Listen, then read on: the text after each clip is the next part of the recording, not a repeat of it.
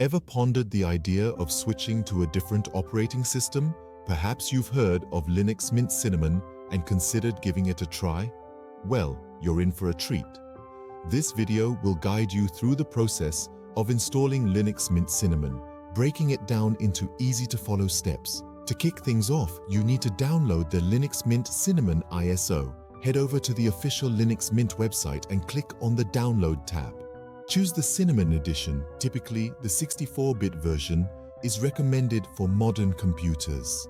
Once the download is done, remember to save the ISO file somewhere handy.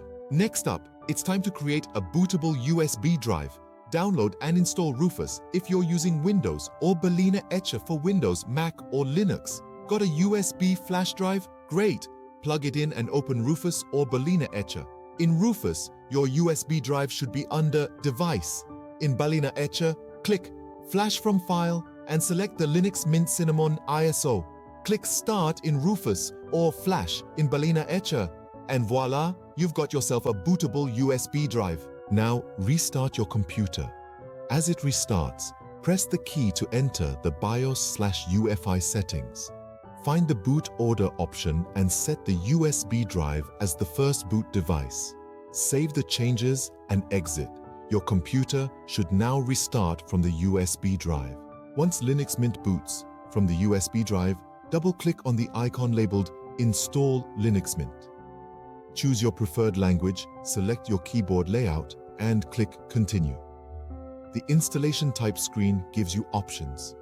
Choose Erase Disk and install Linux Mint to replace Windows, or install Linux Mint alongside them to keep both. Click Install Now and follow the on-screen instructions to set your time zone. Create a user account by entering your details and a strong password. Click Continue. Wait patiently for the installation to complete. Remove the USB drive and press Enter to reboot your computer. When you see the Grub menu, select Linux Mint and press Enter. Log in with the username and password you set during the installation. And there you have it. You've successfully installed Linux Mint Cinnamon on your computer. Enjoy exploring the Cinnamon desktop environment and your new operating system. If you encounter any issues or have questions, the official Linux Mint documentation and the Linux Mint community are great resources. Switching to a new operating system can seem daunting, but with these steps, you should find the process smooth and straightforward. Enjoy the journey into Linux Mint Cinnamon.